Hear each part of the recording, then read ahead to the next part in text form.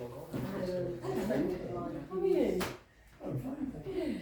Right, I think we So I are. haven't got anything. Yeah. Sorry? I've had texts and I haven't got anything. Oh, I didn't know there was an agenda. It was a general one. Oh, I think we said earlier. Here we are. Okay, are we braced and ready? No. Yeah. Yeah. Okay then.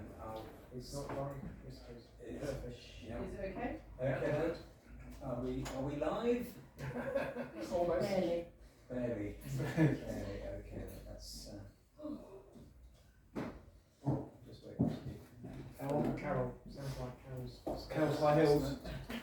Carol. Let's go around the wrong way. Sorry. Right, let's go for it then. We'll just give you a chance to sit down. It's all right. Okay. Right, no chair's opening remarks.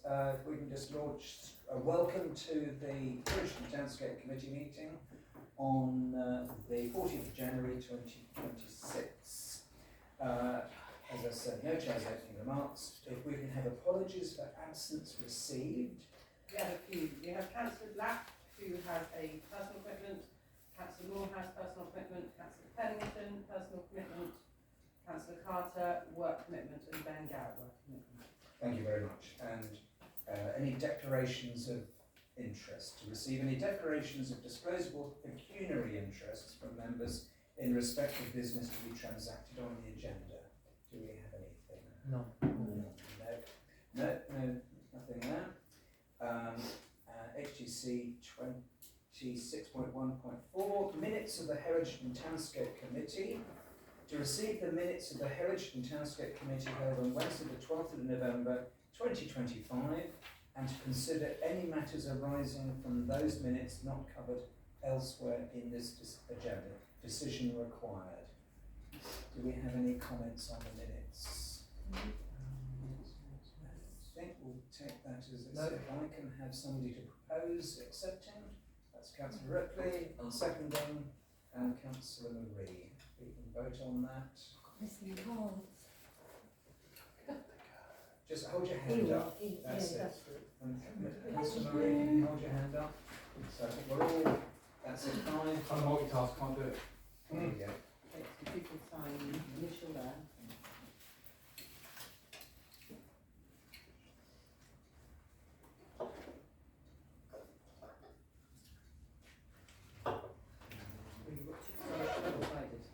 Oh, saving paper. Excellent.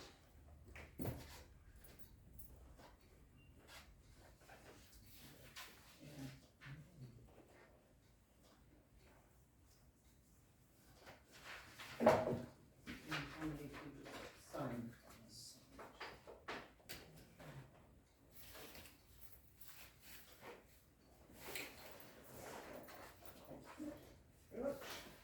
Right. So, moving on, it's agenda item number 5, review of action and project log. Members to consider the Heritage and Townscape action and project log. We can just go through one by one. Fellowship walk. Now, my understanding is DDC have come back and said that this needs to go through historic England. That's something that Councillor Wiles is dealing with, but what is it, medium, priority medium, we'll move on from there, because I don't think we've got any updates on that. I suppose, Chair, there is an issue in that he's not a member of this committee, is he? No. And he's got an action on this committee's action log, so there's a bit of a disconnect there, so just bringing that up. Yes, so if we can raise this with Councillor Wiles, whether he wants somebody to speak on his behalf.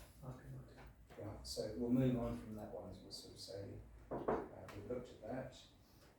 Contractor completed work restoring the plaques on the War Memorial.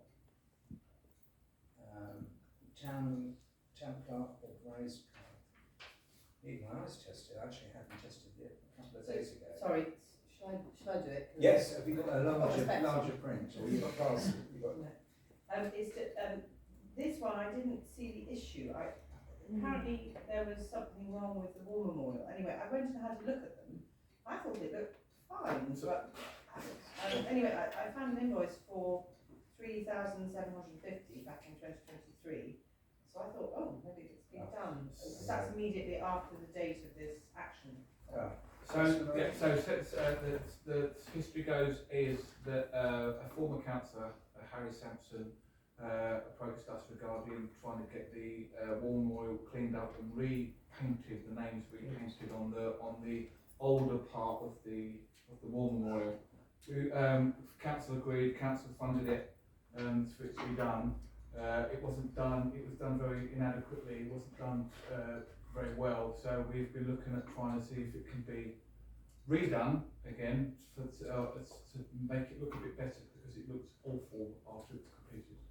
That's the story, so that's why it's still on the action log, for us to chase it. So what do you want? Because I didn't think it looked that bad, so I didn't see what the problem was. So if you want me to go find quotes, I'm going to need slightly clearer instructions, because I thought it looked absolutely fine. Well, perhaps we need to go and look at it again and just determine whether or not we think there's anything it's worth. I couldn't Chasing see. that I was like, and certainly not. We were talking about spending £1,500. I couldn't see what on the war memorial needed £1,500 worth spending on it. Do we know if there was any, in terms of the people who carried out the work, can you follow up with them in terms of it not being, was there any? I couldn't. I didn't No, look for because that. that would be the I saw an obvious invoice. route. I saw an invoice. Yeah. I looked at war memorial. Thought it looked okay. Thought maybe I got this wrong. Didn't understand. So. Sorry, perhaps we should ask Councillor Anderson, because she was the person who was looking at and trying to carry on with the distinction that was on, I think, the names and dates. And some of them were not as distinct as they should have been, given the money that you'd have to spend to get it right. That was where what I remember. My understanding is of the Second World War memorial area is it's sort of black on dark, and it's not clear, so you have to actually get up and look at it very carefully, rather than where elsewhere it's gold lettering on black. So World War II is black on black. Essentially, yes. And the others is contrasted. That's it. So it's increasing that contrast. Okay. And So, under the previous assistant town clerk, I gave details of a guilder who had been recommended to me by a local business owner, and that seemed to have just got dropped through a gap somewhere. So there was a name put forward, because we actually, I think we might even have had a quote for somebody locally to do it. But it is about putting the gold gilt back on the parts of the memorial that are not clear and showing it is, as Councillor Malley says, black on black. Can I make a suggestion? Maybe a couple of councillors from this committee can go and have a nosy and have a proper detailed look and stuff, and see if it needs anything needs going to it. Because otherwise we're just going to be wasting money again. Councillor Tomlin? I was just wondering, I don't know if it's sensible to say this, but our local resident carving individual might be able to give an opinion, because she deals with all sorts of stones, and she. It's No, not it's stone, metal. it's metal. Oh, it's metal. Yeah. I'd be happy to go and look if somebody Yeah, wants to. Yeah. Well, come and get me from the office. I'll Yeah. as well. Yeah. Certainly the distinction between the black and black, or the black and dark. It was that part of it, that was the gold, whatever the materials it goes on. Is it me being completely out of date? But 3,750 for them doing it not properly in the first place seems like an awful lot of money. Well, I can't recall. I mean, this is back to 23, so. No, I know it's before our era. That 3,750 invoice was for September Repairs. 2023. Oh, okay. So it was 2 months after this action, which is why I thought. I don't think we're going to be able to say, oh, you didn't do it right in 2023. No, we're not. Yeah. And I think it was for more than cleaning, I would hope. I think it was repairs. But It was, I seem to remember something. Yeah. Still quite a lot. Okay. I know, just one final point, and again, it's probably a bit pie in the sky, but I wonder if there's it'd be something that a volunteer type skilled person might be able to do? Is that an option? So If it's let, you know, So when the community caretaker schemes gets set up eventually, one of the priorities I want to put on the list is to have a good clean up of that war memorial. I'm trying to get it done by, I did speak to DDC to see if they'd have a go at it with the town sprucer before the remembrance service, but he was so busy he couldn't do it. So my plan is the community caretakers, it's a community thing, it's a community war memorial, so it'd be a good idea to get people involved to clean it up and make it a bit more brighter than what it is. End of February. Brilliant. Yeah. Right, brilliant. Move on, bus shelter. Do we have anything more on the bus shelter? I think the last we had there was that Dover District Council had basically said, that's it, there's no more money, and they've been done with. Okay. Yes. I don't know if there's anything else on that. So,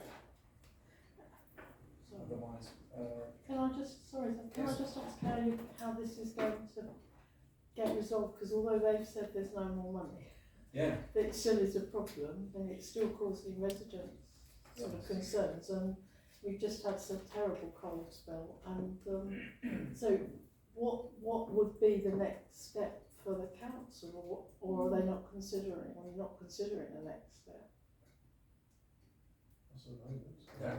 No.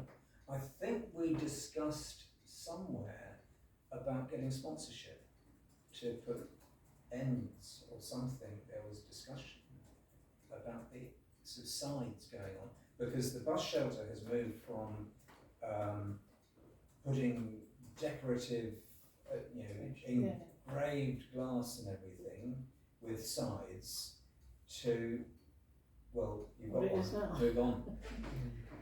But it can have sides, can't it? Oh, I would imagine so. So the first thing is I don't know which bus shelter this What is. does One that by sound the to you? Just On the immediately forecourt. on the forecourt. down here. So, What, there? That one? yeah, Yes. yeah. So So in fact it's got back but no sides. Yes. Oh. So I do believe that if you were to have sides put on it, you'd have to have a brand new shelter put in, so that it's structurally made differently to having the sides on to having no sides, if you see what I mean. So it's got, there's more to put on for the structure, if you see what I mean. So I believe if we do that, it has to be a complete new replacement, and that will cost a hell of a lot more money. Well, I mean I can, because this is the first time I've looked at it, I can contact Kent Highways and find out. Because I mean, there's nothing in the STC budget as things stand for a new bus shelter. Yes, I think it's Kent Highways and Dover District Council. Because Dover District Council put that in, I believe. Yeah. Yes, it was part of the project. Part of the redevelopment of the square, Yeah. the forecourt, so to say. So it's more Dover District Council. Right. Okay. So But, we can leave sorry, it. does that mean it's still, because they've sort of handed the whole thing over now, haven't they? Or they've forgotten They've about walked it? away. Yeah, walked away. Yes. So does that mean that the bus shelter remains Dover's, or is it part of the highways, therefore it is Kent County Council? That's a question to ask, I think, isn't it? Mrs. George, let me, now that I know which bus shelter it is and exactly what we're supposed to be doing with it, then I'll contact Dover District Council and see who owns it and so on. And then that's at least a first step, and then, you know, if it's theirs, we can try and get them to I don't do think something. they will. If it's ours, we can think about ways to pay for it. So, I think, establishing ownership is the right Yeah. first step, and then we can have a discussion, Yeah. because I think if DDC do own it, then we need to try and put pressure on. So I can just hear all the uproar. Yes. Next one is the proposed ramp at Ainslie Court. And I think we've reached the point at the last one where I was able to say that I contacted planning, and planning have said we must have a planning application go through. Now I don't mind doing a very amateur planning application, but there will be a cost involved in terms of submitting it. So as long as the council, whether this is going to be a council cost, Do you know what sort of cost we're talking about? oh, it'll be hundreds of pounds. You're kidding. That's, okay. yeah. So what I would suggest is, from where we started, there was an amount of money in the budget. It was 2,500. Yes, it was. Yeah. So I think we need to have played back to this committee a the costings for taking this forward. Yeah. Which includes The planning planning application, yeah. In that case, I'll take it on myself to get a cost for the planning application and possibly draft something that would match what a planning application should look like. I've done planning applications for myself, so Yeah. I'm familiar with that. And it might mean building control as well, Yes. even though we're just lowering some steps, and then a builder to do it. We might get a builder who will do it at a discount. But we can get pre-advice, of course, from Yeah. DDCs. Yeah, well, the pre-advice, essentially, they actually said, Put an application in. yes, they said put an application, but they did say, Pre-advice. this will get through. Okay. But they sort of said, there is no, what's the word, where they're able to give Precedent, no precedent for it being done not so before. much a precedent, but they can sort of say, just go ahead with it, I can't hear or whatever. Right, Do you so want to that's give an yourself a action for timeframe, me. Councillor Mallet, I beg your pardon? do you want to give yourself a time frame? Well, for the next meeting, so that's, was it 2 months? The next one, notice boards in Braille we discussed briefly. We've marked that as low priority. Do we want to discuss that at the moment? There isn't any information on it because the Blind Association they don't really know, and they said they'd go away and have a think and a look, which was Yeah. just pre-Christmas. I haven't chased it since then, but they haven't come back to me. Right. I did actually email Kelly Green just to see if Dover had a system that for assisting blind people around and giving them information on information boards. But again, I don't know whether she's on holiday, but she hasn't come back either, which is unusual. But yeah. So that's So I will, as soon as I hear something, I'll update you. brilliant, so that's on hold. Next one is climate action strategy. Can we remove this from the action log? Because we have this routinely as an agenda item. So we're sort of talking about it twice. So that Councillor Pennington has written a nice little report which I propose to read out at the most appropriate point. Then we've got Town Clerk to go back to KHS to say not satisfied with response on Actually, can we revise that to KCC? Oh, Oh, well, Kent yeah, I'm yes. I'm Kent assuming- Highways. Yeah, highways, yes, yes. Yeah. So It's okay, isn't it? KCC highways. KCC Highways, that's it. So have we had anything back from KCC Highways? There's a report in the transport that, yeah, there's a report later on. Oh, right, okay. Investigate Faversham Community Bus Scheme. I believe that was something that Councillor Black was looking at. Yep. So if we can leave that until the next meeting. So the next one, councillors were invited to small town clerk to email. Councillor, do you invite email town clerk Town clerk with suggestions ACVs? for ACVs. We've got this on the agenda. Yeah. So Agenda, that so action we- can be closed. Yes, if we can take that off the action log. Highways update, the town clerk will contact Lausanne Cesar to request a face-to-face update. hungry. We did not get a face-to-face update, but we did get an email update. Right. We've got an item on that as well. Okay, that That's comes a little bit complete. later. If we can remove that again, because there's lots of stuff which is duplicated. The dense parking situation at Fordbridge Close, do we have anything further on that? Yesterday I had an online meeting with Andrew Herbert, who's the parking manager for DDC, and he has he's been given the background material, and he has said that he will go out and do a visit himself and come back with options. He's not going to predetermine anything until he's been out to have a look.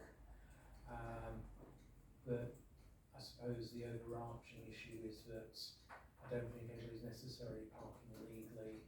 I don't think the sense of traffic not being able to get through is as great as sometimes is imagined. So I'm not too sure what he'll come back with, but he's got all of the material and he will do a site visit. Yeah. Well, hopefully the site visit when issues are there, Yes. rather than the optimum time of the day when nobody's parking. Well, part of it is people parking during the day. It's the suggestion is that people coming into town and parking there, and And the train station, one train Friday. yeah. So they've moved those lines further back down Yeah. St Park's Road, so we've lost about 10 spaces. And he will also consult with KCC on it. So you know, he seems to be willing to give us a full answer. Positive thing. I do feel if they, so my opinion would be if the parking services manager comes and has a look at it, hopefully I can attend that with, or myself or Councillor I think he's going to do it off his own. Oh, okay, that's fine. He didn't open it. I think it's going to be either residents' parking bays there, however, the residents have to pay for their permits. Yeah, which they don't necessarily want to. Or it'll be putting yellow lines down there, but which means it goes in the highway improvement plan, but that will be at the bottom of the list of the highway improvement plan. Right. That's my opinion. Right. Okay, so that's. Shall I close that I out? think we can close that one. Yes. Sorry, Yes. can I just say Yes. the people in the elderly people's housing that have been complaining now, it must be for what, 4 years? That's what I said. And parking, I think they have their own parking at the back of the flats and the premises. What they're saying is that people are clogging the areas in front of them. So when you've got a lot of ambulance vehicles that have to park there to get people in and out, I mean this is for just general routine stuff as well as for the emergency, and any emergency coming along there just doesn't have a place to park, and because that yellow line has got moved further and further, so more and more people are actually clogging that area, and that's what that whole problem was. And the people who lived beyond that didn't want the yellow line any further down past the elderly people's homes, because it meant that they would get even more people parking to go to the station. So it's a bit of a catch-22 situation. Yes. Not easy. No. And the final one, Chase Network Rail over the railway crossing. The recent failure, well I say recent failure, I think the failure was sometime last year now. That was for Councillor Black. If we can, as he's not here, we'll leave that for any reports next meeting. That was the original post of that was May 24. Yes. Maybe that might be a good idea to take that off the agenda. I think that's, I would agree. Yeah. Yes, let's take that off the action log there. That's the action log dealt with. If there's anything else that people, we will move on from there. And agenda item number 6, public participation. A 20-minute session is set aside for members of the public to make representations at the meeting in respect to business on the agenda. Rather than read the rest, is there anybody? No. We don't have any. Sorry, do we have a proposer and seconder to receive the Oh, action? sorry, the action log. A proposer for the action log, that's Councillor Ripley, and the second, Councillor Tom Evans. And if we can just hold the vote appropriately. Yeah, I think it is. Yeah. Moving on to agenda item number 7, disability access strategy. That realistically, from my point of view, is the Ainsley Court. Is there anything else? There's Fellowship Walk, which we have on that, which we've just covered. So members to receive a report on the rank of Ainsley Court. We have done And my that. action is Councillor Mallett will provide a project budget to the next meeting. That's it. Yeah. And members to receive a report on the possibility of raised QR codes. No updates at this No time. update on that. No. Agenda item number 8. Do we don't need to vote on it? We need to note it. No, I don't think we need to do that, do we? Tourism. Verbal update from the Tourism Forum. Councillor Max not here. Would anybody else like to comment? I think Carol, you took all the I did the minutes. And so, yeah, well, there is a great deal in there. I'm halfway through to her type in a minute, Yeah. so it might be preferable to wait until they can be circulated, because there was quite a lot of discussion about elephant versus Agincourt statues. It was the whole gambit of things. I think one of them that we came to a conclusion was that maybe the tourist forum should become more legal, a more legal entity, possibly, so that it can have its own, well, it's got its own constitution, but maybe it should have secretary, bank account, and so on, so that when things come up for tourism, rather than having to rely on sort of councils and so on, grants can be applied for, which would make a difference. And I think that was something that was agreed. The other thing that was discussed right at the end was the issue of not having a touristic information centre. But I did make a suggestion, and I went today to speak to the lady in the bookshop. Oh, did you? And she was very positive about doing it. So I think Richard Ruff will write to the council about whether that could be possible. Yeah, I can look at the agenda and have another look and see what else that came up if you want me If there's to. any highlights. Do you want me to read out some of my notes while we're at it? So, Yes, yeah. I have, yeah, sorry, that's a good idea. I think realistically, highlights anything that we should Just, think about. mention the blue plaque The scheme, plaque scheme, yeah. about St Clements, which is really exciting. What's happening there, as far as Sebastian put into action, is, you know, it's going to make it a real tourist attraction. So, we had a talk from the Campus Group about what they did and how they were doing it. That was very interesting. Councillor Gray came and spoke to us about Fishergate, and it's all the work that's been done there, which I didn't know anything about actually. So that was interesting.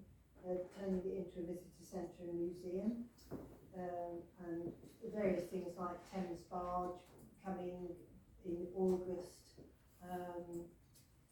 And the Nautical Archaeological Society, which is intending to do a survey of wrecks in Sandwich Bay. River Runner are doing cruise passenger trips this year. That's difficult to say actually. 25 days they have booked. Yes. Cruise passenger trips. Yes. So Viking. cruise passengers are coming here to go on the River Runner trip. Okay, so Good idea. Yeah. And spending whatever part they don't have on the river, Yeah. the rest of it will be spent in the town. It's like a day trip to Sandwich, and they've already got 25 trips booked Yes. on different days. Yes. So It's got to be me driving around. I think it was Viking cruises. So Yeah. Very Right, yeah. Viking, wasn't it? yeah. So that's about the limited my relevant notes. Anything You're else? going to create a new brochure, I think. Yeah, Yeah. that's true. We need to get together on that as well. Then there was the visitor centre. And the British sandwich.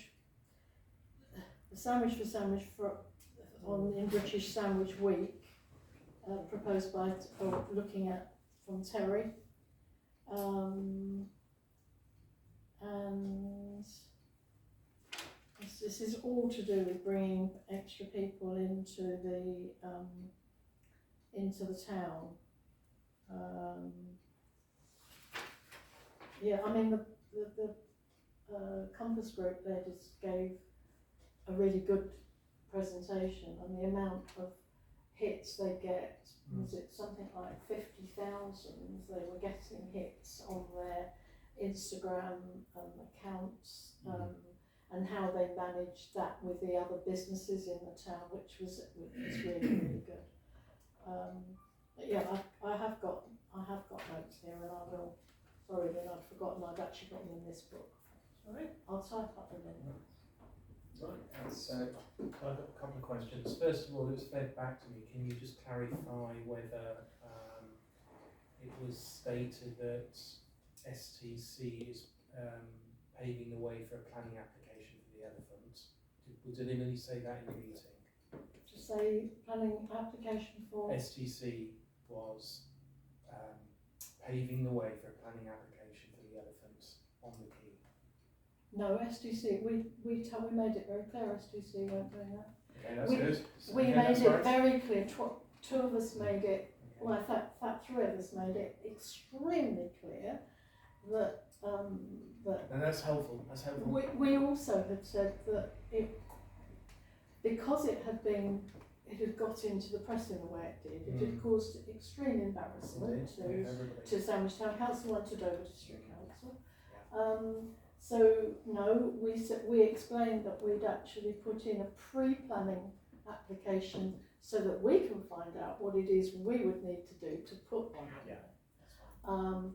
There was no, that we also agreed that if we did need a commemorative, not plaque, but stand for the Battle of Edgincourt, there was no conflict. You could have both if you wanted to. It's about applying for, setting it up and applying to and getting the enthusiasm. Yeah. So no, there was no question that That's fine. I STC, think there was a were mishearing then.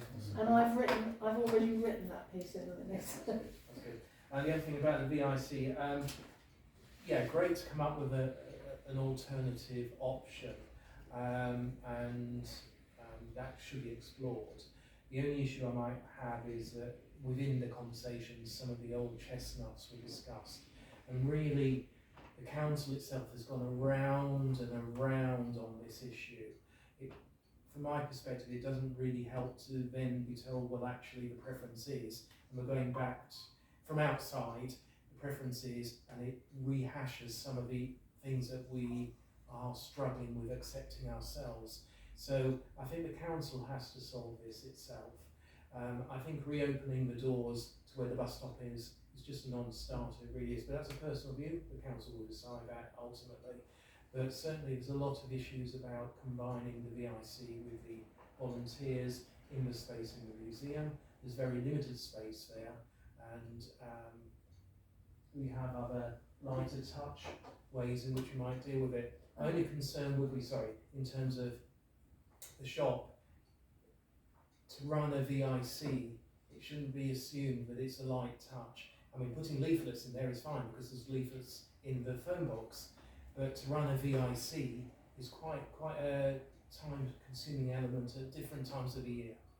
Apparently, I mean, they've already got in there absolutely everything. They've got the town guides, they've got lots of books on Kent, they've got the compass map, and they do already get sort of people wandering in.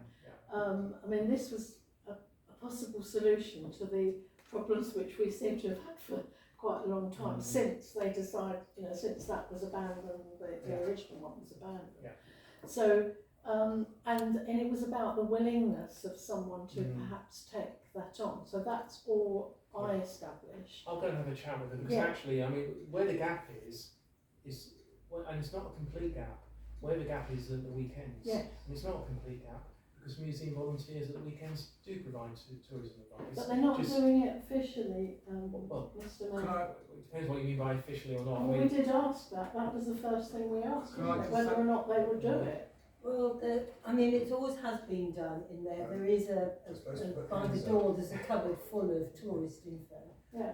And on that level, they're happy to do it. I think it's if it becomes more tourist information than museum that will cause the issue with the volunteers. Which was why.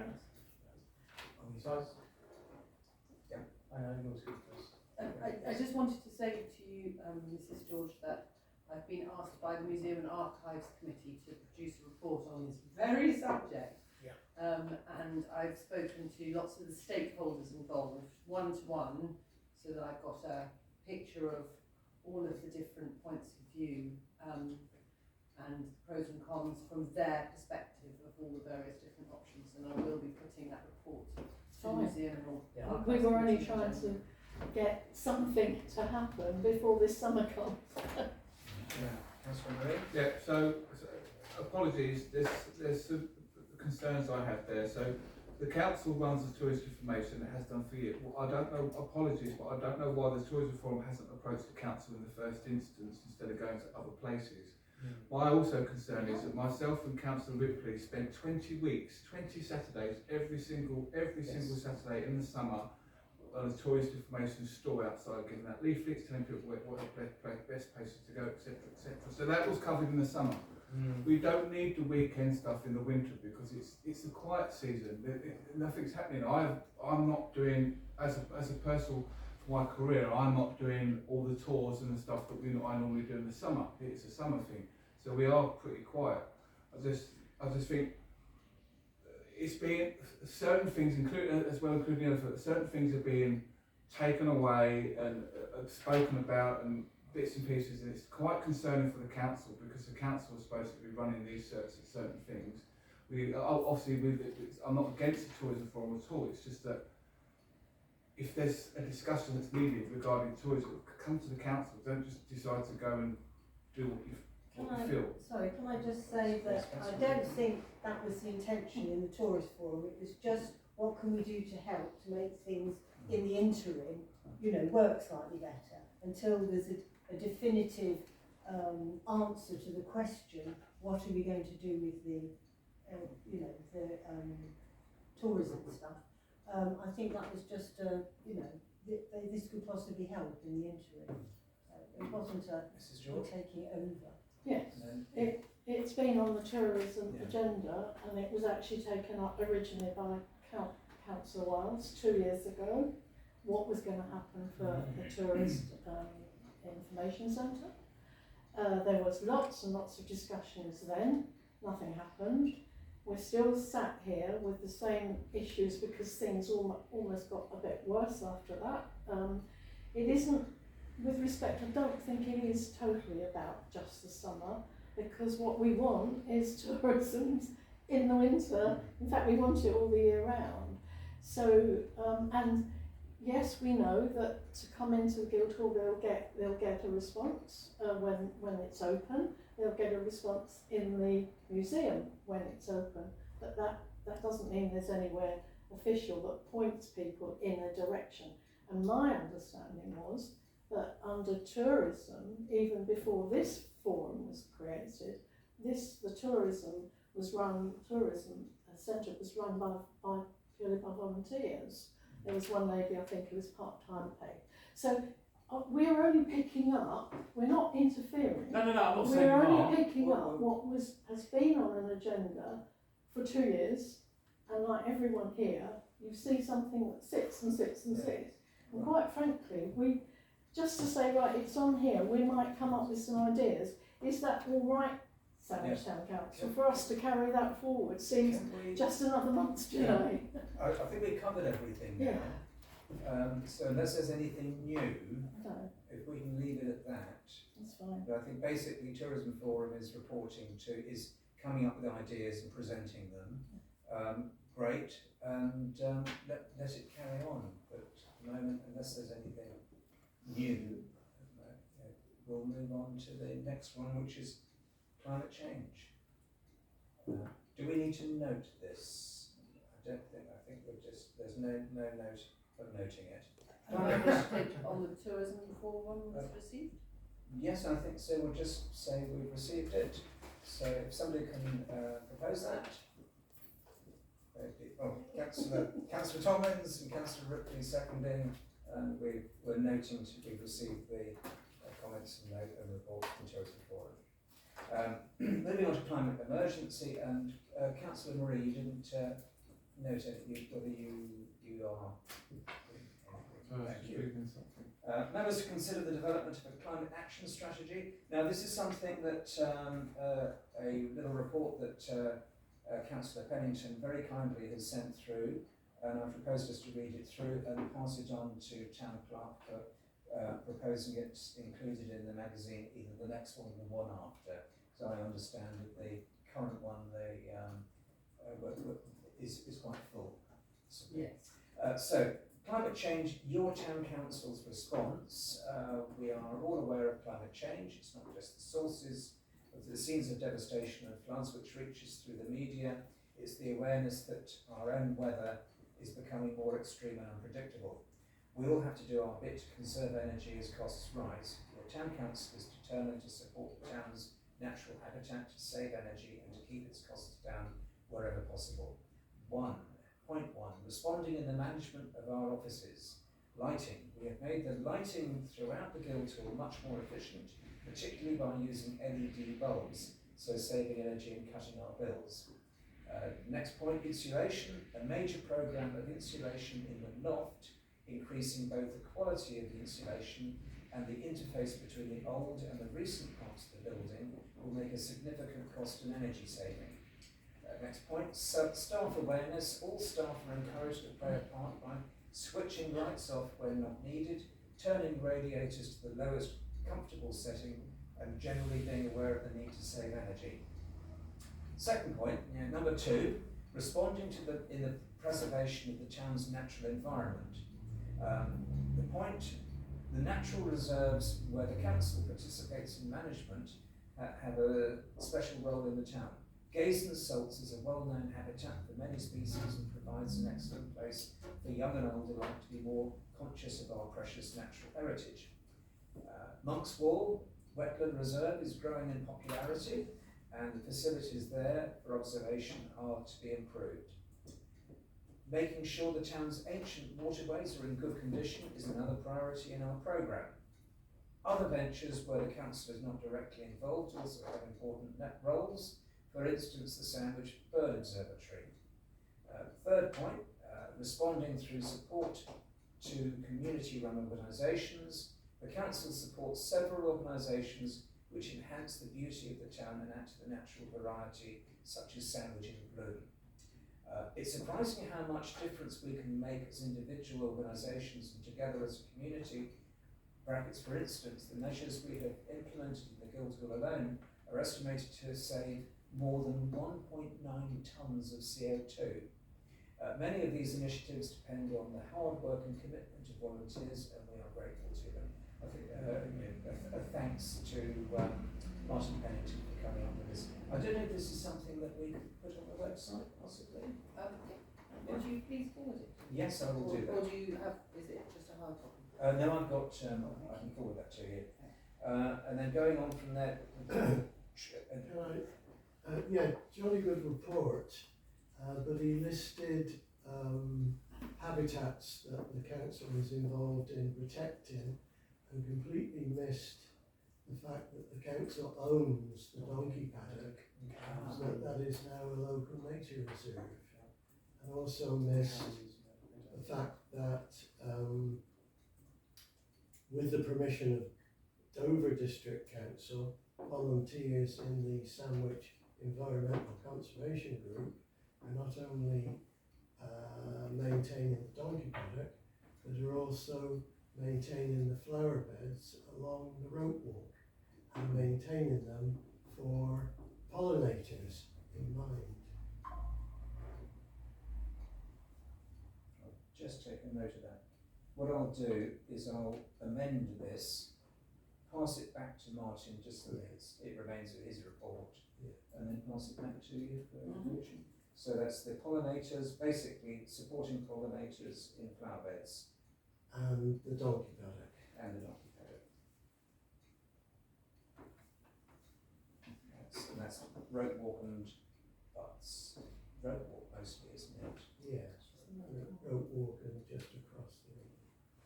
Of course, the town council also owns Cowley's Meadow. And Yes. there's a potential project should the council be interested in enhancing or improving habitats. Oh, so basically maintaining it as a grassland at the moment. Yeah. Yeah.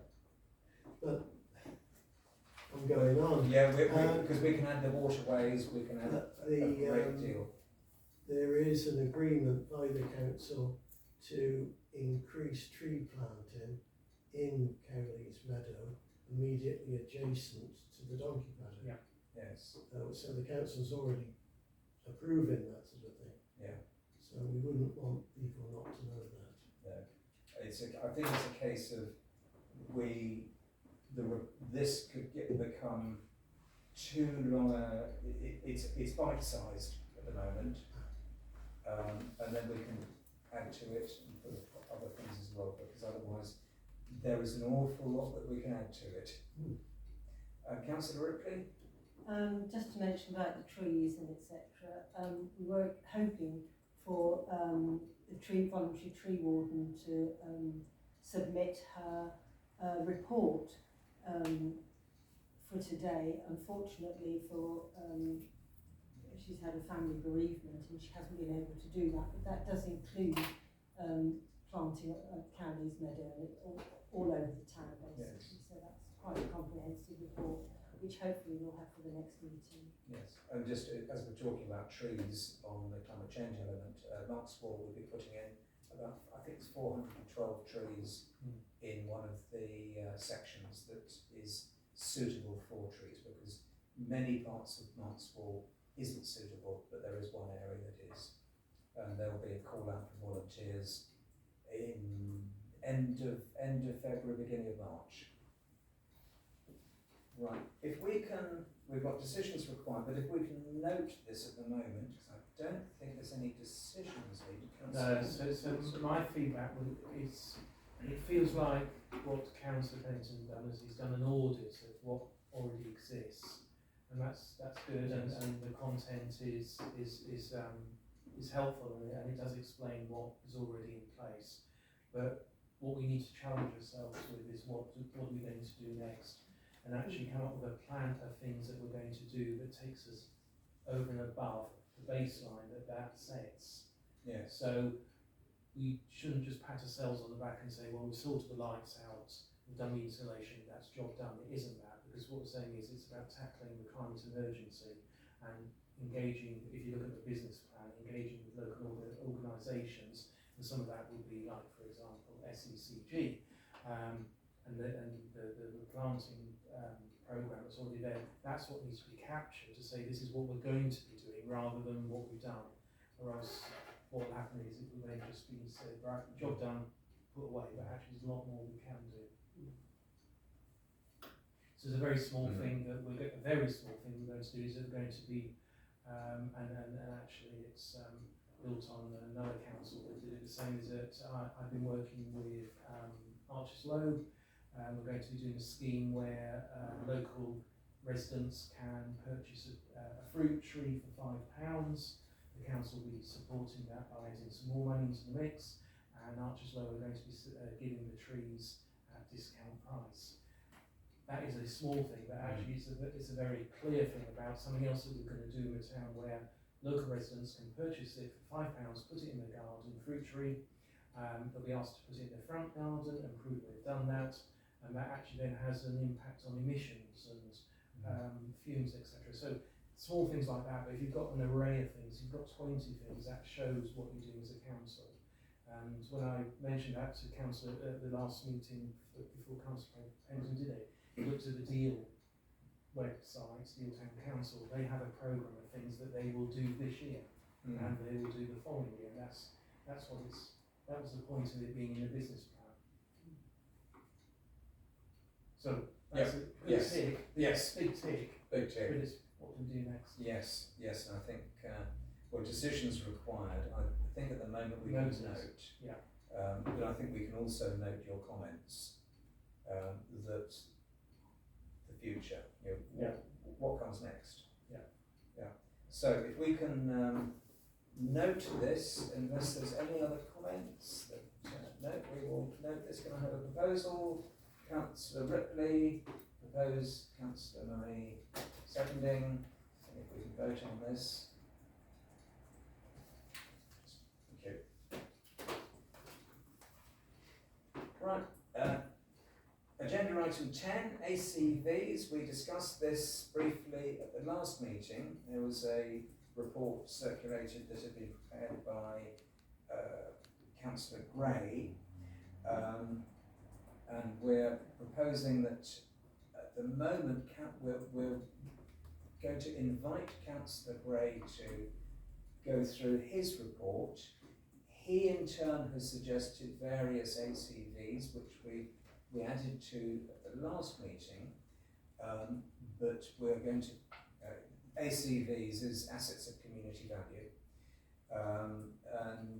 We're basically going to discuss this more widely at the next meeting. So if we can, unless there's any other comments about that. I never picked up on whether these are new assets of community value, because we know we've already got some, like the drill hall, or are we compiling a list again? We don't have any at the moment. Where the council owns something, we wouldn't be putting it as an asset of community value. This is where a particular building which is important to the town might be sold, bought or changed such that it's detriment, that there is a consideration that's detrimental to the town. Right, so Fellowship Walk and that whole building site is not owned by the town, but could be considered an asset of community value. I can pass you over. Yeah, I'm not sure about land, to be honest, but I have to double check don't. that. But, no, it wouldn't be land. No, it's It not wouldn't land. be It's not It wouldn't be land, Sorry, so at the moment we only have one asset of community value that's registered, and that is the Jubilee Centre, and that runs out, I believe, this year in terms, so it's on the register, which you probably know, the DDC register. So it's a register that's maintained by DDC as District Council. What you do is you apply to register an asset, and then it gets protection for a period of time. This is all covered in Councillor Gray's report, and this is a discussion about whether we want to put forward any more, and I'll sort of save my powder until the meeting. Because there are only a very small number across the whole district that are currently registered. So this isn't about, sorry, my personal use, it's not about badging everything that's moving and saying that's an asset. Yeah, yes, and certainly Councillor Gray has put a lot of effort into understanding and promoting the ideas. Yes. And I think it would be unfair to discuss it without him being present.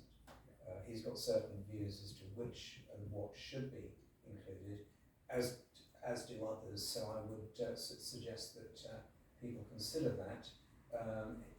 The earlier report was circulated for the previous meeting, and I think possibly we can circulate it again prior to the next meeting as an attachment. And I think we should, today, we should be agreeing to add the two that have been proposed from council back, if only for them to be included in the mix. Yeah. Okay. So can I just ask them to some clarification? So an asset that the town already owns, or we already own, would never be considered as something that you would put up for sale? Or, No, I think an asset in terms. I think you could include them and you request them because then they've got protection. The issue is, so it's not an issue. Anything can go onto the register if you identify it as an asset. Yeah.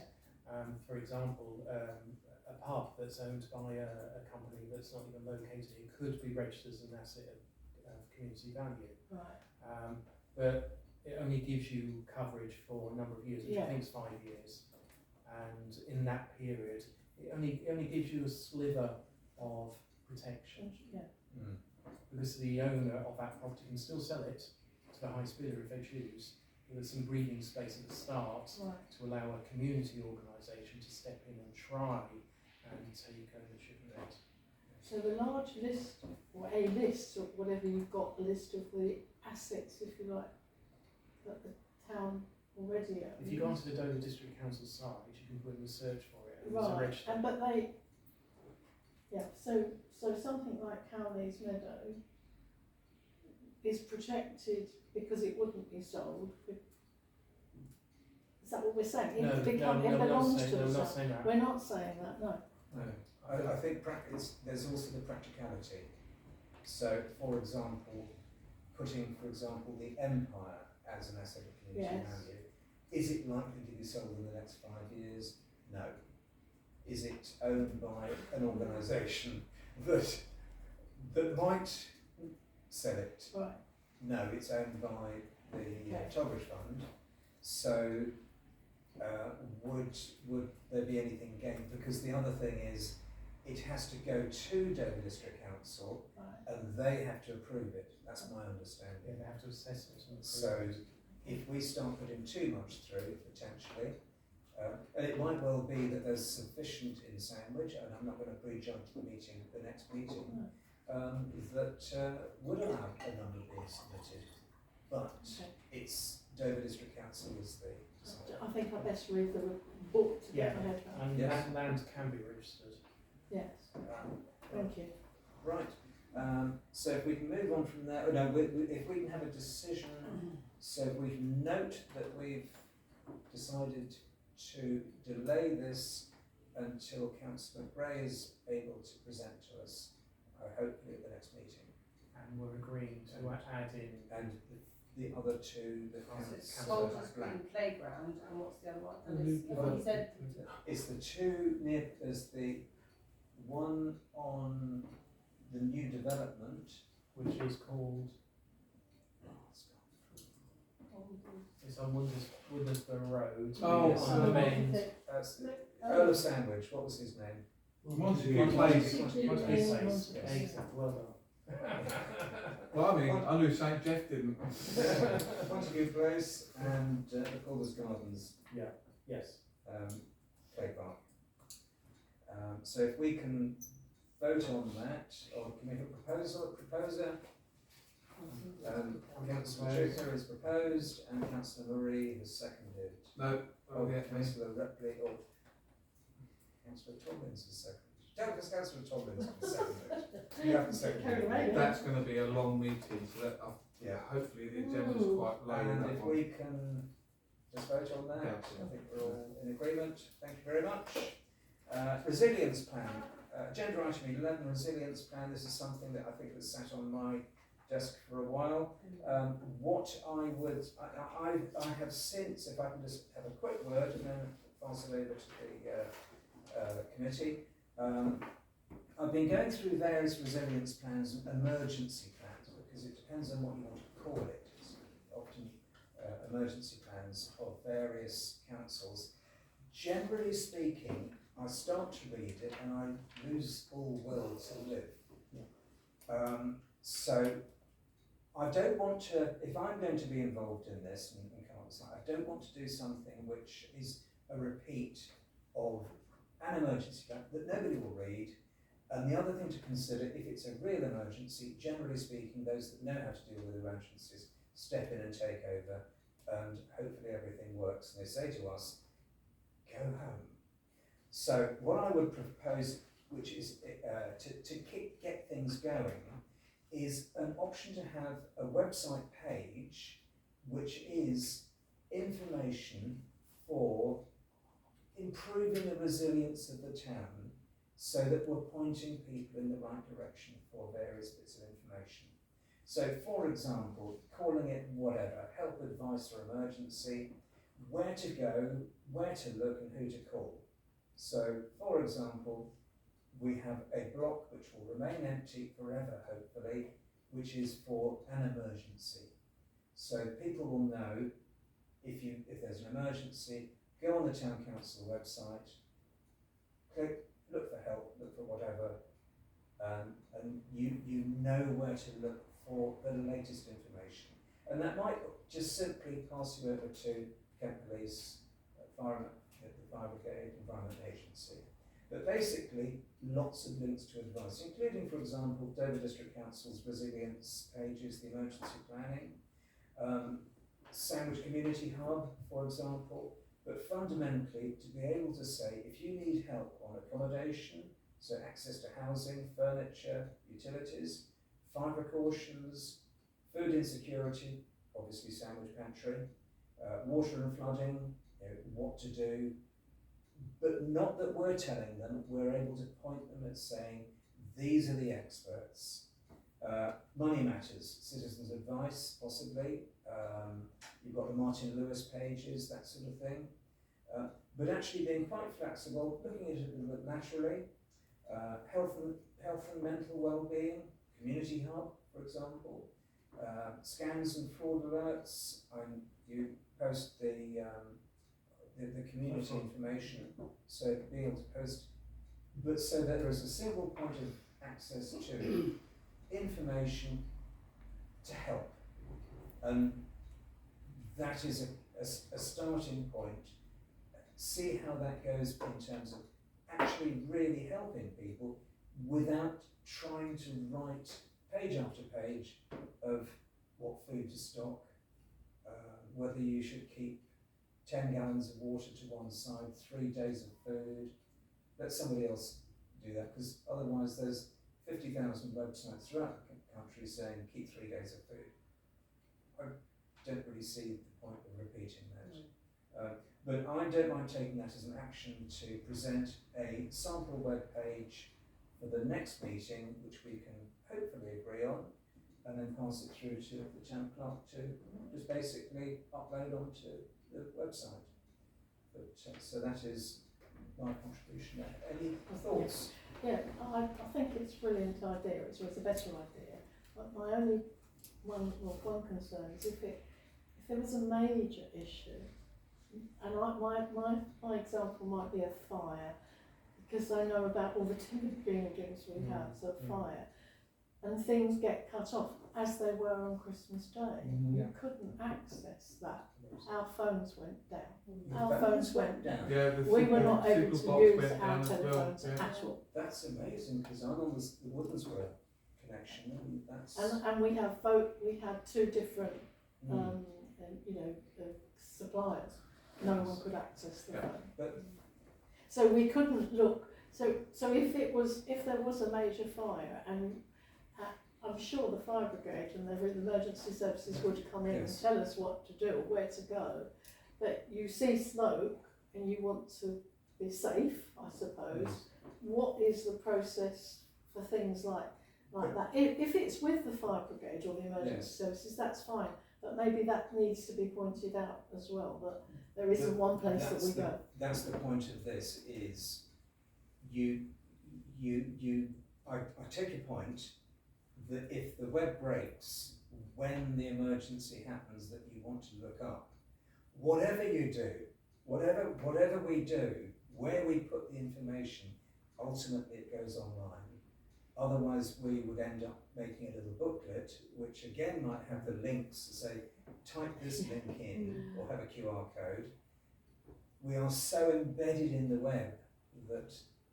Yeah, I mean, it's a bit like if there was a fire here and the fire alarm went off, you already would have a muster point which you would send people to. Yes. I mean, does the town need A muster a point. muster point? It's only my... But again, nothing happens until the emergency happens. Right. And then people say, what do we do? Yeah. And it wasn't good, was it, when the flood happened here in 2013 or whatever? 13. When that happened, I mean, no one actually knew what they were doing, because no one knew what to do. But again, the environment, I think the most recent one was the barriers that were put up.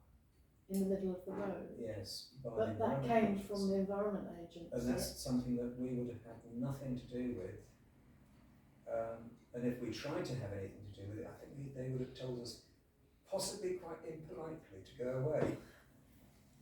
It's a difficult one. Councillor Marie? Yeah, so I've dealt with emergency plans, resilience plans with the Kent Resilience Forum as a KCC community warden and an enforcement officer of Canterbury Council. I've also dealt with them on a national scale as a police officer in London. So I've got a vast experience regarding these emergency plans. I do feel a hard copy is needed, because as Carol said, that when the Christmas Day the signal went as well, the town was back in its medieval times for 2 hours on Christmas Day. I mean, I was eating my Christmas dinner by candlelight, so in one of the pubs. So it was quite scary, especially when the phones, no one's phones was working. Regarding muster points and stuff, I do feel we should split the town like we do for when we do our elections, north and south. So the north area has the Guildhall, the south area has the Jubilee Centre. That's because the Jubilee Centre is the centre of the south ward.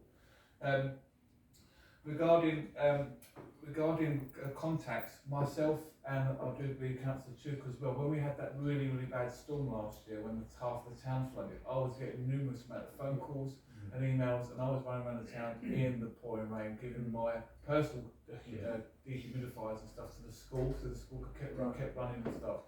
And me and Councillor Chuka worked quite closely with that. So that's the whole idea of us being around in case there is an emergency. They can contact us because we would have the vast information from others, like districts or counties, to see what's going on, because we would get get some sort of feedback. And also, as I said, the social media side of things, because myself, I share a lot of stuff. Councillor Chuka shares a lot of stuff. You share a lot of stuff as well, Councillor Mate. So I do feel that hard copies needed, and it should be split. The visit should be split into two sections, north and south. Some is north, some is south, and working it around with those certain areas, because it's different. Because the town is a medieval town, and Carol's quite right. If there's a fire, it can, especially in the summer, it can be like a tinderbox, and quite a few places could go up. Yeah, I had, if I, my hand has gone up. Yeah, sorry, I do try and make a point of it. I had thought of many of the things that you said, and what I thought to say is, this is a starting point. This gets the kind of information that will be helpful immediately and generally. Then picking the bits that, as you say, need to be available, even possibly as a fridge magnet. Because who, given a booklet, or let's say 2 or 3 sheets, a 12-page booklet, something, whatever, you get it. Oh yeah, okay, then I'll put it in that drawer there. It goes, it vanishes. Possibly a sticker with a QR code, and I appreciate your comments about with the power going, but we reach a point where, what do? I think we need to be realistic that we're never going to be able to cover all the bases. You can do as much as you can, and hopefully that does help people in terms of need, but there's no way we can do everything. No, and this starts the process. So one more thing, we used to talk about fish bankers, yeah, great idea, fantastic. However, where's the money coming from? There's the costings aspects on that as well. What I might suggest is, if we do sort out like a resilience plan for the town, maybe we can go into our town magazine.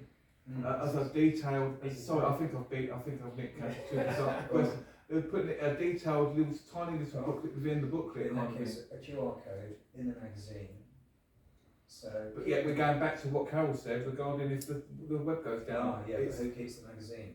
Again, it's the booklet that goes in the drawer that vanishes. We're going around in circles. If your phone's dead, how can you call up the emergency services? You can I think we... Councillor Chuka? Yeah, so I think what, as a town council, we would need is, we need a resilience plan that informs us as councillors what steps are taken depending on the emergency that exists. So, for example, a lot of the action will take place at a county level. We just need to know, and a paper copy is the right thing to do, is that each councillor or nominated councillors have the Bible that we use, which really is just a signposter to who we need to make contact with. We can then include it in the magazine to say, in times of emergency, this is what you need to do, and it's just 2 or 3 bullets. So it's not that difficult, I don't think, because most of the work will not be done by the town council, but we will be seen as people to contact, and we need to just be prepared to know who. So if it's a fire brigade, obviously. Then again, there'll be repercussions beyond that, and you talked about some of that in terms of what we got there. So it's just knowing what are the signposts that the councillors should have a close call to help people. Because it becomes a thinking piece. Sorry, can I just add something to what Councillor Suka's just said? Because I was thinking that you to save, if you like, the work that would involve for everybody, you've got the emergency services, the fire brigade, if the police, could you not actually ask them to send you a report or a document that says, in in such an emergency like a fire, Yes, what would they, we do that. There is a Kent Resilience yes, as organisation. part of, yeah, Yes. sorry. Sorry, then, yes. Councillor So- Murray, then Councillor. So the aspect of it goes down the food chain. So it starts at central government to local Yeah. government, KCC, district, and then town. We are the lowest of that food chain. So and it's we're the county that directs the local authority, because technically we pay for them via them with our precepts. So that is how it's directed. I may even suggest, as we are elected members for the town, there's 16 of us. I'm sure not all 16 are not going to be out of town on that certain day. If anything does happen, well, we are given a list of stuff to do. So if anything does happen, then we can phone up. So because if it goes to the point where something happens in our town and it's quite substantial, then that's when the emergency plan kicks in at Dover, and that's when they start contracting stuff, the town clerks of the parishes to the mayors of the parishes, etc., etc. But maybe a good idea for the elected members, if it's time someone's elected or yearly, is given a document that they can hold, or they can print or whatever to keep handy in case they need it. Councillor Thomas. Yeah, and I think making the point that every key organisation has their, it is decided top down, and they decide what happens depending on the degree of a major incident, like that'll be health, police, fire, and they all coordinate. But I think there is an issue with local information that is about trust, isn't it? People aren't always going to look outward at big organisations, and they don't know who's responsible for whatever. I think the issues with paper copies of things is they're so quickly out of date. But I do think what you're saying is a really good idea as a start point.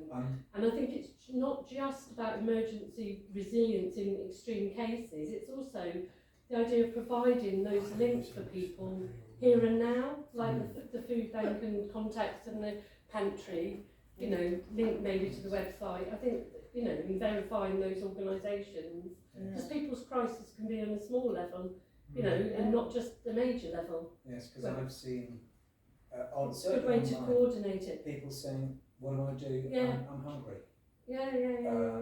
and to be able to sort of say, Signposts. click here. Yeah. It's got everything, Yeah. or it's got enough that you can get in the right direction.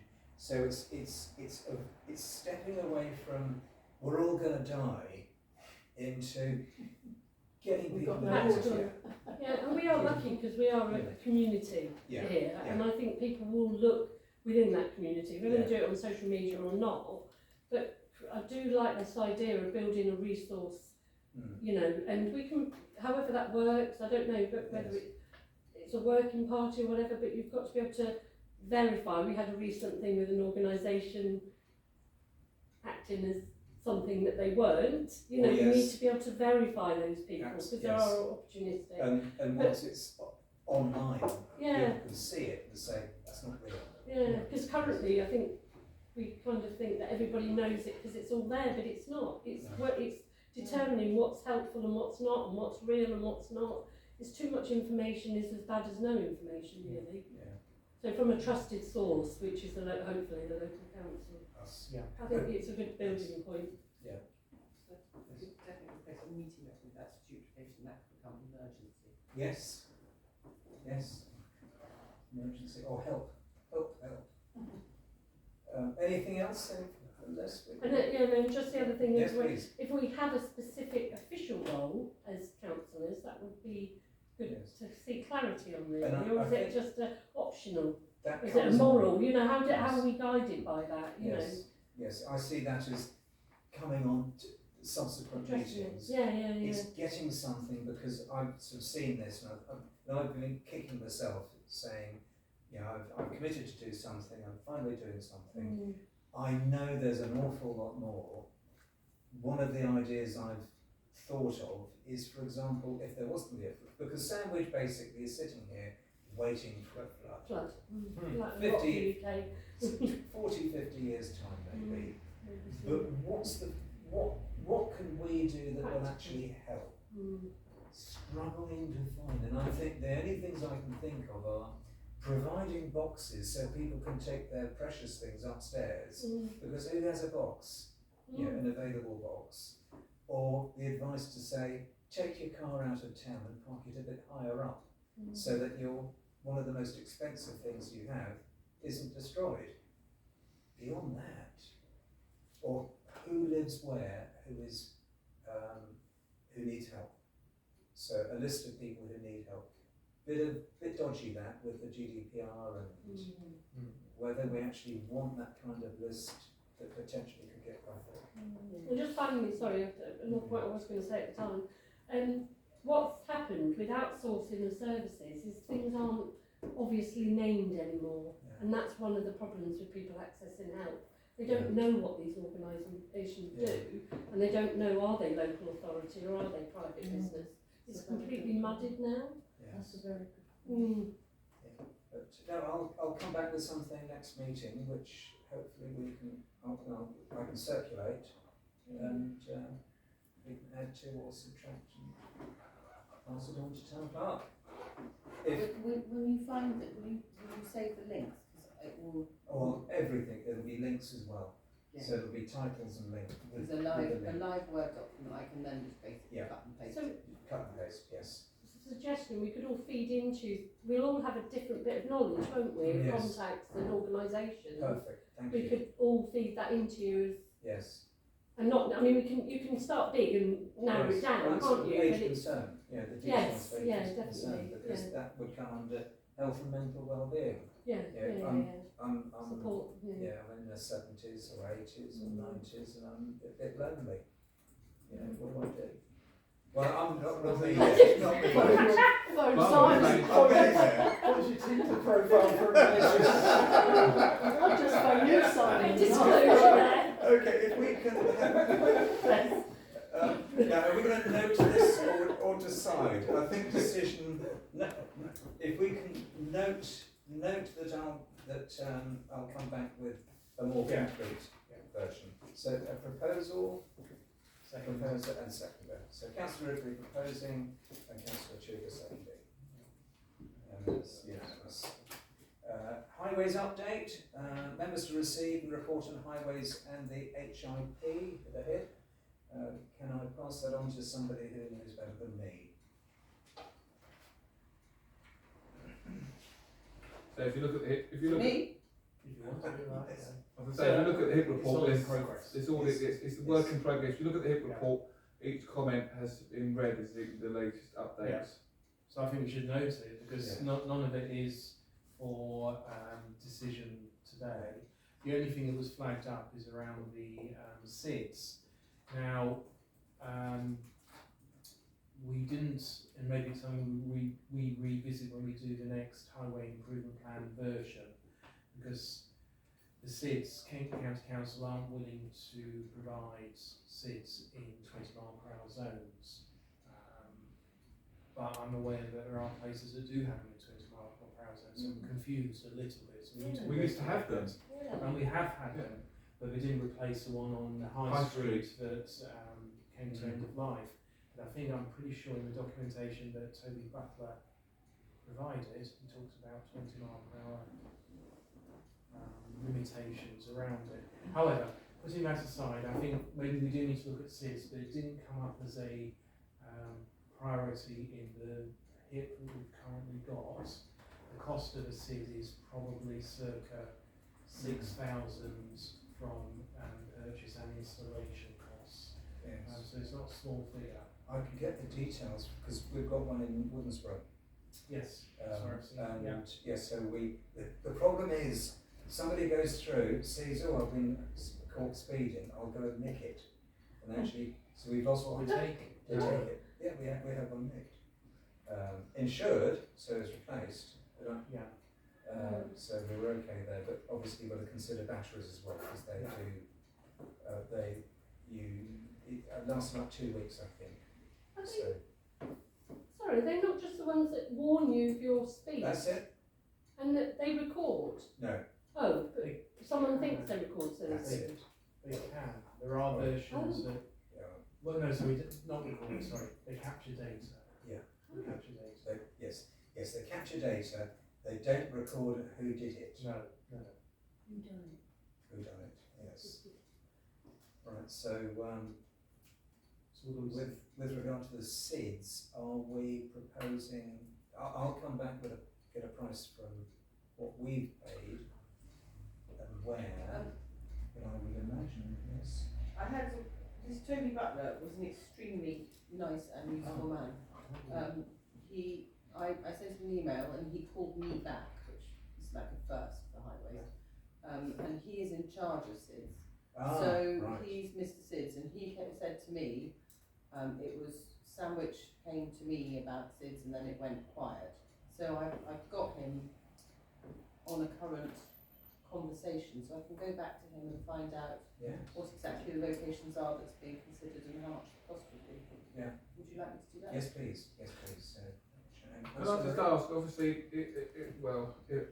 hopefully it can be a deterrent. However, what's happening with regarding Speedwatch? Is that being reset up again? Is that not? Is that stalled? Speedwatch. Speedwatch.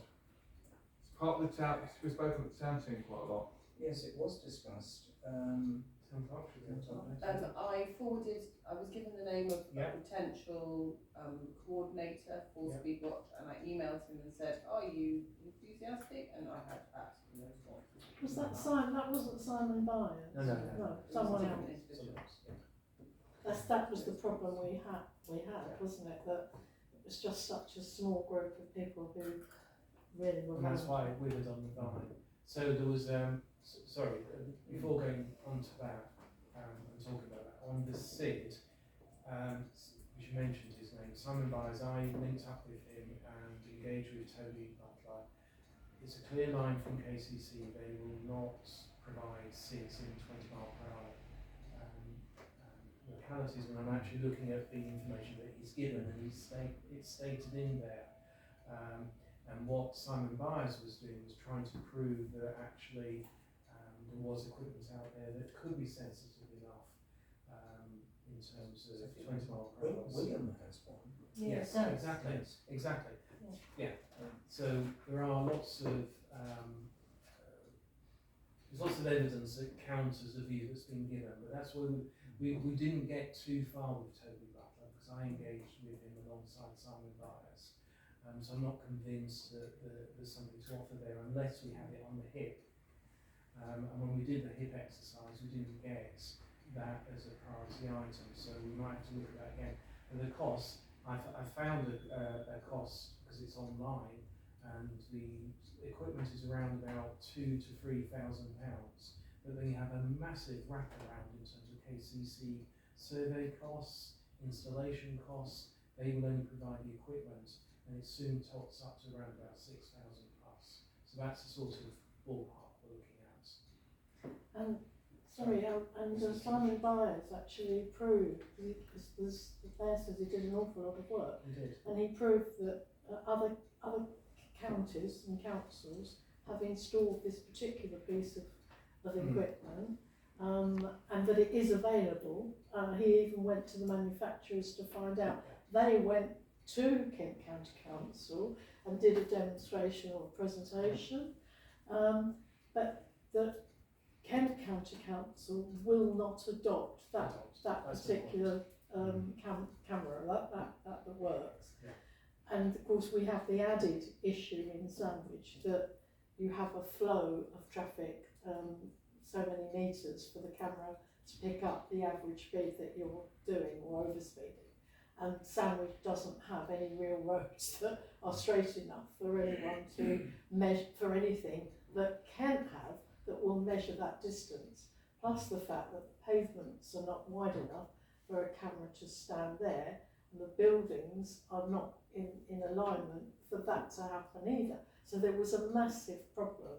But Kent, as the mayor has said, I think Kent are just not willing to look, to think a little bit outside of the box and embrace something which is available to other counties.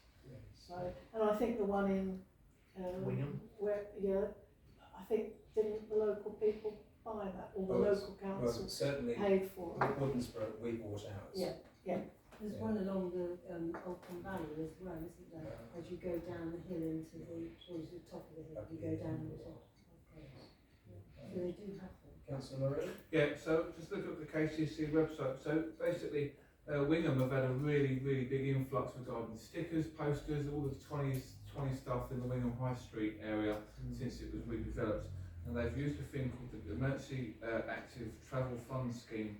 And it's an active travel scheme is currently running at Faversham Town Centre, Tunbridge Town Centre, where KCC fund it and look at certain things regarding systems and cameras and all the bump from the paperwork, posters and all that kind of thing. So if anyone's happy on that, we'll try and give them an email. So look, because they do the rubber strips along roads as well. So they monitor that monitors speed as well. The rubber strips, how quick that, because there's two rubber strips, isn't there? Yes. So it's the speed between the distance between the first wheel hitting both, so they tell you how quick the speed's going. I mean, so that might be another good idea to do that. But There's a website here, charge £2 email for that I can look into. Sorry. Sorry, they told us that they would charge £2,000 to put 2 strips, and as you've just said, you have to have 4, so you have 2 and then another 2. And again, they won't do it without a particular piece of road. So they've had it in Strand Street. They did put one down actually in the cattle market, but So could I suggest that we focus on the highway improvement plan we've got, because we run the risk again of getting into this all sort of confusing thing about things that need to be done, we're not entirely clear where and why and how and where the money's going to come from. Primarily, we've got 11,000 in the budget, I believe, but we've got a number of things that are in progress that are all going to come in with a price tag. So I think we've got more than enough in terms of what we can afford. But going back to the speed watch, it was put in the magazine. I'm not sure there was a great demand, but one person put their name forward to be the coordinator, who now sounds like they have declined. I know who it is, so when I bump into that person, I can say, have you gone cold on the idea? But it's back to Councillor Marie asking a question about it. The whole point about it withering on the vine is because people just weren't volunteering to do it. Yeah, that's fine. But my opinion is that those signs, it's like people say to you when you're driving, the 30 mile an hour is a limit, not a target. And people will see those signs up and they will floor it, and they to see how who can get the highest. It says it in there. It says after 45 miles an hour it turns itself off because it's to stop that kind of thing. Then with the speed watch, they have the powers to report the person for speeding in a certain area, in a certain mile per hour zone, but then to go to Centre Kent Police for them to say to issue them a letter of possible prosecution, or to say don't do it again. If you do it again within a year, or you caught again, you will get a 3 points and a £100 fine. they have to catch that particular person has to be reported 3 times before Kent Police will even look at sending the original letter. I mean, I've been say this on camera, but I've been done a couple of times. But it's but it's the letter to say stop it. No, not the bus. Just stop. But yeah, I've only done it once. Right, before Councillor Marie I'm going to incriminate myself in what? Yes, I'm going to yes. keep one's mouth digs closed himself now. in too big a hole. That's the first. Can we just vote to note Yeah. what we've been discussing? So a proposer and a seconder. So Councillor Schuker has proposed, Councillor Ripley has seconded, and we're voting unanimously. Do you want me to go back to Mr. Butler about costs at this point, or leave it until the next tip? I think we could have some costs, so when we discuss it next. Yes, If you say it. but doesn't he say in his note he can't provide costs because it depends on the location, the surveying, the circumstances, so I'm not sure he can. Yes, I'll ask Joe, parish clerk in Housebound. I've met her, I can contact her. Oh, right, yes, no, Joe's very approachable, yeah. Right, moving on to correspondence, members to receive receive the report from the clerk on any correspondence received. I don't believe there is any correspondence. So there's no correspondence, and last but not, penultimate, 14, items for information only matters for the March 2026. There's not to discuss now. Is there anything that anybody wants to raise to be included in the agenda for 2020 for the March 2026 meeting? At the moment, no, but we can always consider things later. Councillor Marie? I was thinking, obviously, because it's part of STC, because after March one is May, isn't it? Yes. Is that correct? March, April, May. Usually, Yeah, every other month. The only reason I'm saying that is because regarding the details and of the activities of the 800th anniversary of the Mayor. I think the report needs to come in for the next H&T to go to full council, so it's, we can iron out the creases basically. So so it will be an action for us three. Yes. So on the steering group there. So the Mayor 800, is that? Mayor 800th anniversary event. to Celebrating 800 years of mayors. So you're 800 years old. Yeah. so that's an agenda item to be included. Yeah. Right, item 15, date and time of next meeting, Wednesday the 18th of March 2026 at 6:30 in the council chamber. Thank you very much everybody. It's a very interesting meeting actually.